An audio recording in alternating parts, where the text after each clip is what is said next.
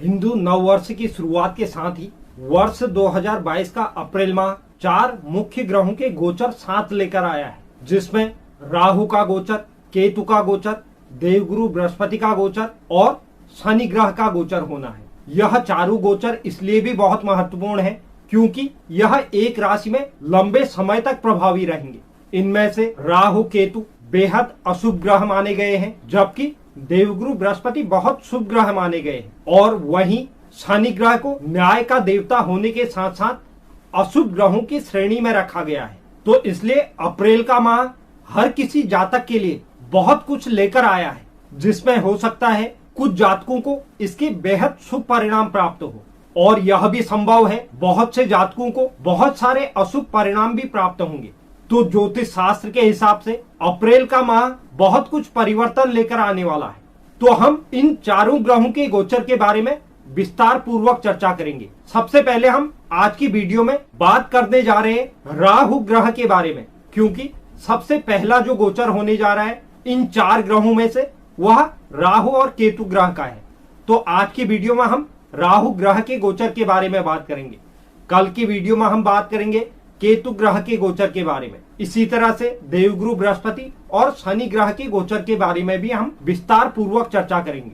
तो राहु गोचर के हमारे राशियों पर पड़ने वाले प्रभाव से पहले हम राहु ग्रह के बारे में कुछ जानकारी ले लेते हैं कि राहु ग्रह के व्यक्ति के जीवन पर किस तरह से शुभ और अशुभ प्रभाव देखने को मिलते हैं। अगर किसी जातक की कुंडली में राहु ग्रह शुभ अवस्था में विराजमान होते हैं तो ऐसा व्यक्ति हाजिर जवाब होता है, वह किसी भी बात का तुरंत जवाब देने में सक्षम होता है। आपने अक्सर गौर भी किया होगा कि बहुत से लोग ऐसे होते हैं कि अगर कोई भी किसी प्रकार की भी बात करता है तो वह उसका उत्तर देने के लिए चंद सेकंडों का भी समय नहीं लगाते।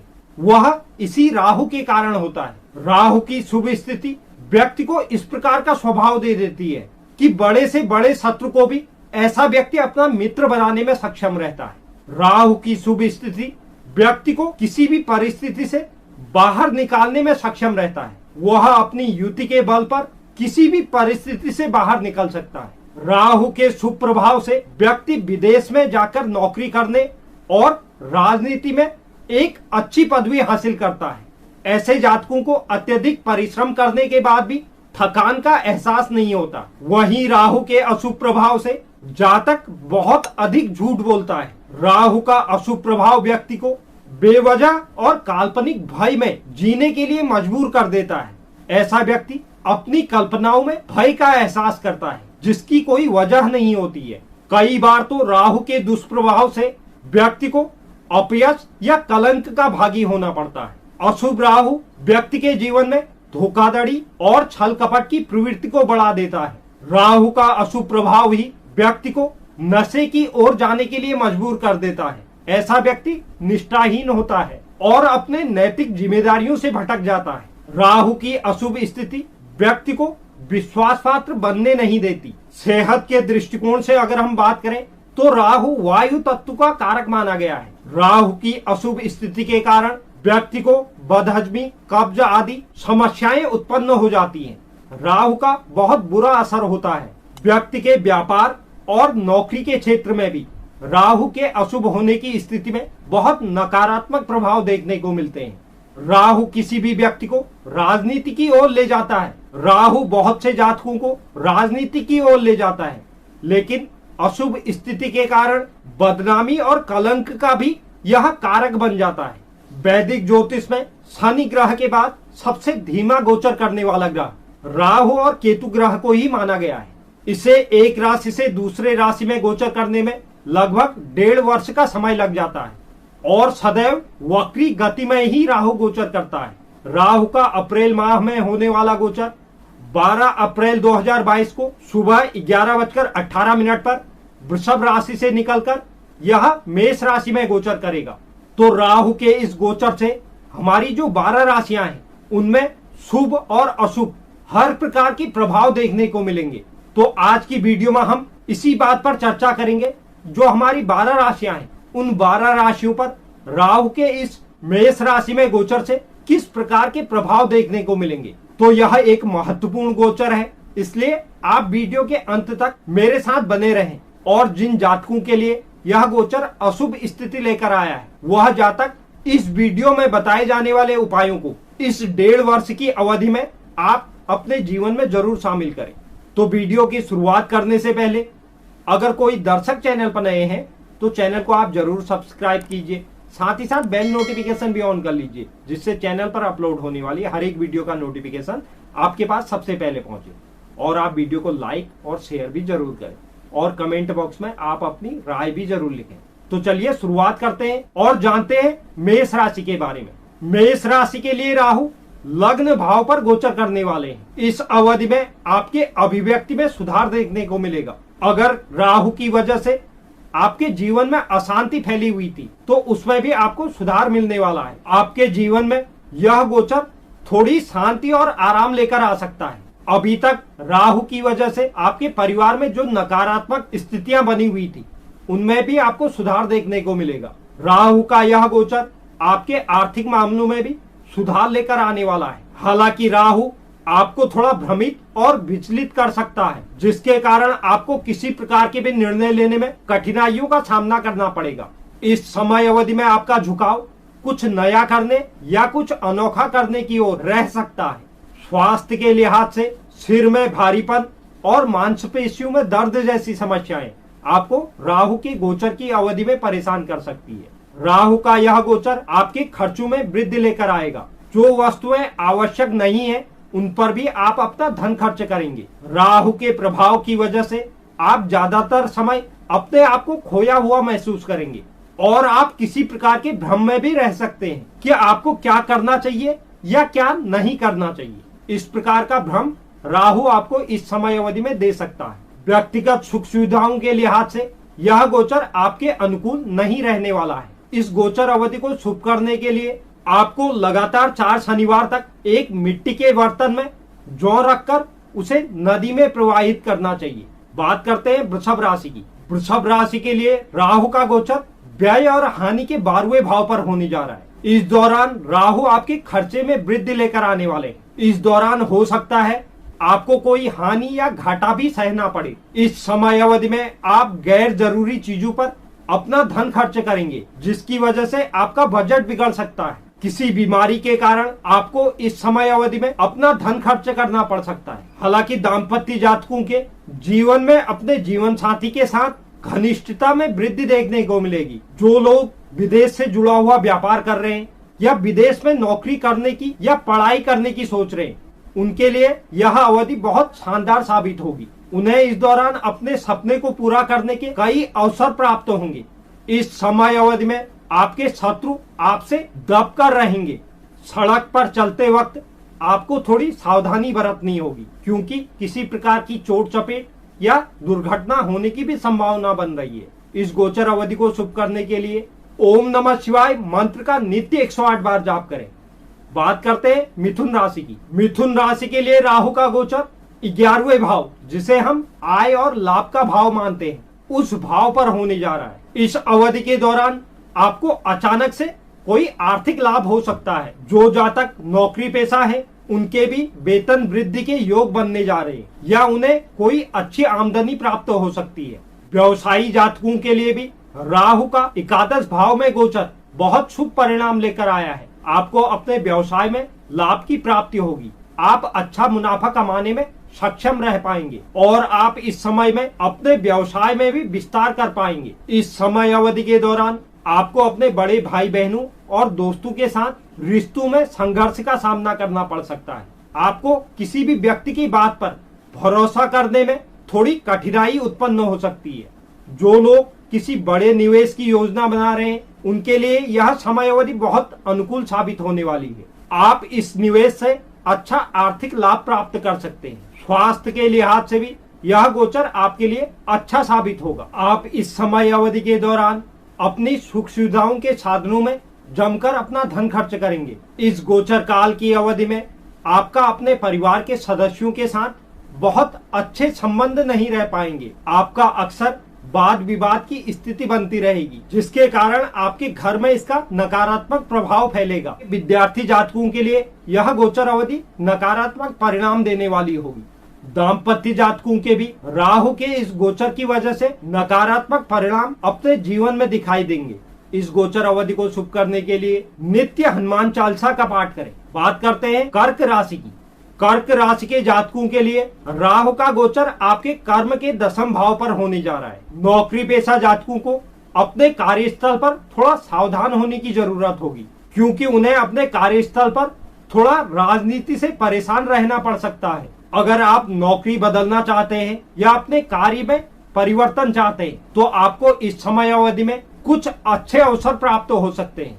फ्रेशर्स जातकों को नौकरी की तलाश में थोड़ा अधिक संघर्ष करना पड़ेगा। सरकारी कर्मचारियों का इस समय अवधि में कोई स्थानांतरण हो सकता है। जो जातक आईटी इंडस्ट्री से जुड़े हैं उनके लिए यह समय बहुत अनुकूल साबित होगा। इस दौरान आप अपनी योग्यता के दम पर सफलता अर्जित कर पाएंगे। साथ ही आपको अपने काम के बीच अच्छी पहचान प्राप्त हो सकती है। जो जातक व्यवसाय करते हैं और विदेशी ग्राहकों से जुड़े हुए हैं और किसी प्रकार के रबर, शीशा और धातु से जुड़े हुए कार्यों का आप व्यवसाय करते हैं या निर्माण करते हैं तो आपके व्यवसाय में वृद्धि होने वाली है और आप उस व्यवसाय के दम पर अच्छा लाभ अर्जित कर पाएंगे। हालांकि पारिवारिक मामलों में आपके अपने परिवार के सदस्यों के साथ कुछ अनबन या तर्क वितर्क जैसी स्थितियां बन सकती है।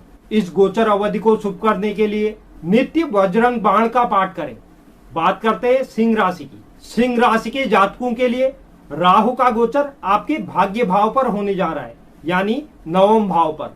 इस समय अवधि के दौरान आपका अपने पिता के साथ किसी प्रकार का मतभेद हो सकता है या आपको अपने पिता के स्वास्थ्य से संबंधित किसी परेशानियों से दो चार होना पड़ सकता है। राहु के इस गोचर की अवधि में आप यात्राओं पर अपना धन खर्च करेंगे और कुछ अनावश्यक यात्राओं की भी आप योजना बना सकते हैं।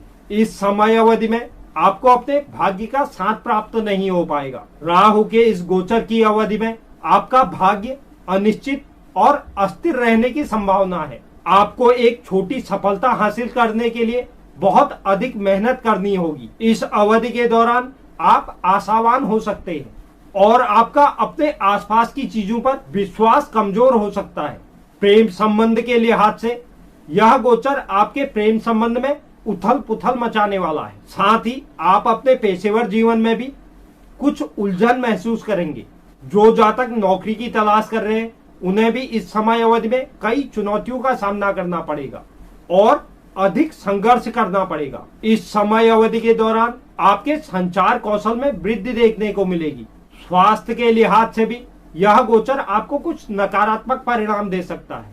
छात्र जातकों के लिए राहु का यह गोचर थोड़ा प्रतिकूल रहने वाला है। आपको अपने ध्यान को केंद्रित करने में कठिनाइयों का सामना करना पड़ेगा। इस गोचर अवधि को शुभ करने के लिए सोमवार के दिन शिवलिंग पर जल चढ़ाएं।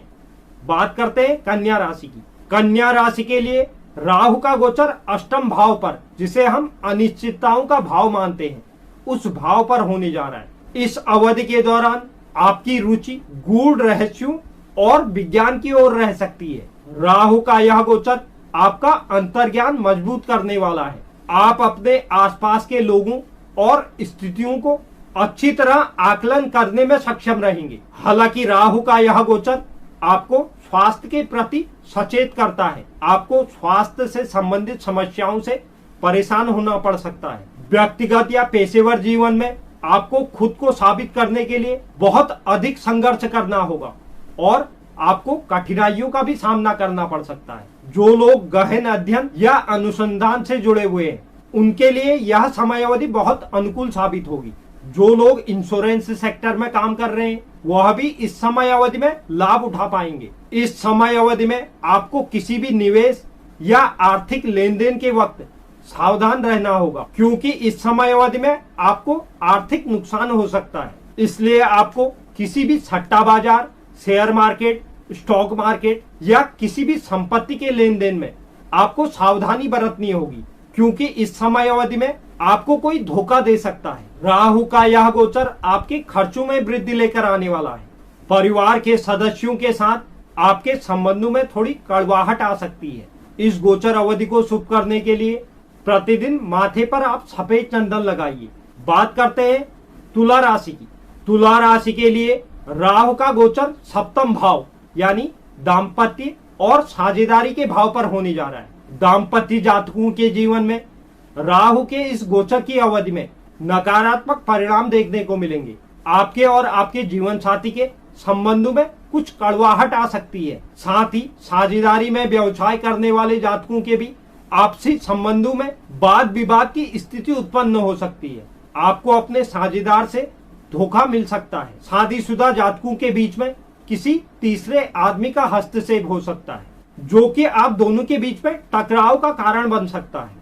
जो भी जातक एकल जीवन व्यतीत कर रहे हैं और शादी करने की योजना बना रहे हैं, उनके पास इस दौरान कई प्रकार के प्रस्ताव आ सकते हैं।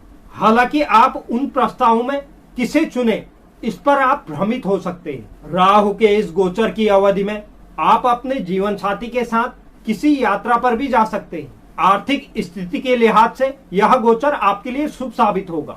हालांकि परिवार में आपके छोटे भाई बहनों से आपका कुछ मतभेद उत्पन्न हो सकता है।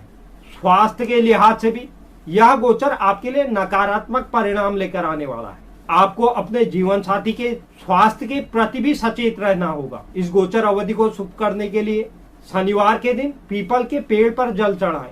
बात करते हैं वृश्चिक राशि की। वृश्चिक राशि के लिए राहु का गोचर रोग ऋण रिपु के छठे भाव पर होने जा रहा है। जो फ्रेशर्स जातक हैं और नौकरी की तलाश कर रहे हैं, उनके लिए यह गोचर अवधि बहुत शानदार साबित होगी। उन्हें किसी अच्छी नौकरी का प्रस्ताव प्राप्त हो सकता है। नौकरी पेशा जातक भी अपने कार्य क्षेत्र पर अपनी शर्तों को निर्धारित करने में सक्षम नजर आएंगे और आप इस समय अवधि में एक प्रभावशाली स्थिति में हो सकते हैं। राहु का यह गोचर आपके लिए वेतन वृद्धि लेकर आया है। साथ ही साथ आपको पदोन्नति भी प्राप्त हो सकती है।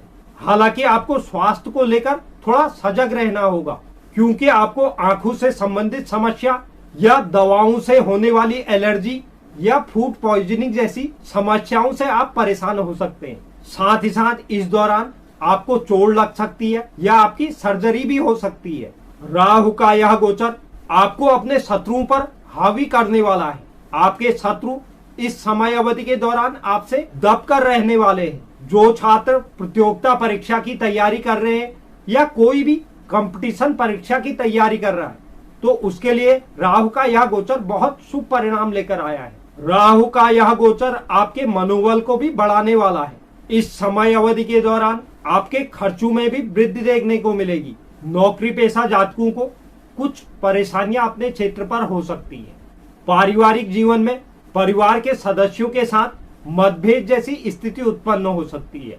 इस गोचर अवधि को शुभ करने के लिए राहु के बीज मंत्रों का नित्य 108 बार जाप करें। बात करते हैं धनु राशि की। धनु राशि के लिए राहु का गोचर शिक्षा, संतान और रोमांच के पंचम भाव पर होने जा रहा है।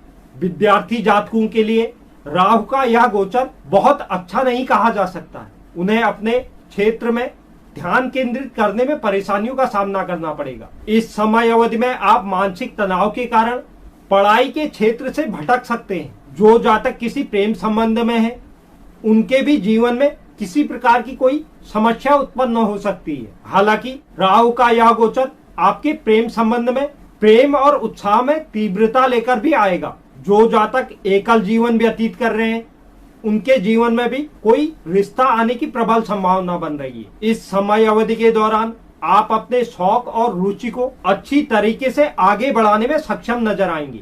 आप इसी शौक और रुचि के दम पर अपनी कमाई को बढ़ा सकते हैं। आर्थिक लिहाज से यह अवधि आपके लिए शुभ साबित होगी। इस समय अवधि में आप कोई अच्छा लाभ अर्जित कर सकते हैं। राहु का यह गोचर आपके भाग्य के लिहाज से ठीक नहीं कहा जा सकता है। आपको इस समय अवधि में अपने भाग्य का साथ प्राप्त नहीं होगा। स्वास्थ्य के लिहाज से भी कुछ नकारात्मक परिणाम आपको देखने को मिलेंगे। इस गोचर अवधि को शुभ करने के लिए पक्षियों के लिए प्रतिदिन आप अपने छत पर 7 प्रकार के अनाज जरूर रखें। बात करते हैं मकर राशि की। मकर राशि के लिए राहु का गोचर माता और सुख के चतुर्थ भाव में होने जा रहा है। इस समय अवधि के दौरान आपको अपने माँ के स्वास्थ्य के प्रति सचेत रहना है, क्योंकि उन्हें किसी प्रकार की स्वास्थ्य समस्याएं उत्पन्न हो सकती हैं।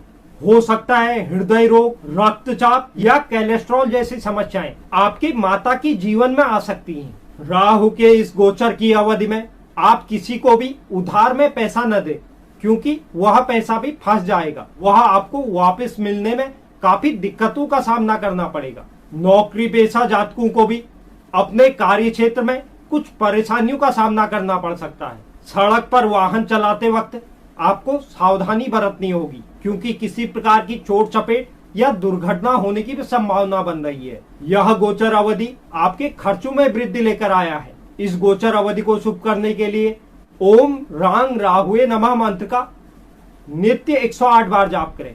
बात करते हैं कुंभ राशि की। कुंभ राशि के लिए राहु का गोचर तृतीय भाव पर होने जा रहा है, जिसे छोटे भाई बहनों और पराक्रम का भाव मानते हैं। यह गोचर आपके आत्मविश्वास और इच्छा शक्ति में वृद्धि लेकर आने वाला है। आप इस समय अवधि में अधिक ऊर्जावान नजर आएंगे। इस समय अवधि में आप अपने व्यवसाय में नई नीतियां और नए विचारों को लागू करने की कोशिश करेंगे। जो लोग सरकारी नौकरी में हैं, उनका इस समय अवधि में स्थानांतरण हो सकता है। नौकरी पेशा जातकों के भी अपने नौकरी में बदलाव की प्रबल संभावना बनने जा रही है। इस समय में की गई छोटी यात्राएं आपके लिए अनुकूल साबित होने वाली हैं, क्योंकि उन यात्राओं से आपको उत्पादक परिणाम हासिल हो सकते हैं। राहु के इस गोचर की अवधि में आपको अपने भाई बहनों और दोस्तों के साथ वार्ता करते वक्त थोड़ी सावधानी बरतनी होगी, क्योंकि आपके कठोर शब्द और आक्रामक हाव भाव आपके संबंधों में मतभेद की स्थिति ला सकते हैं। इस समय अवधि में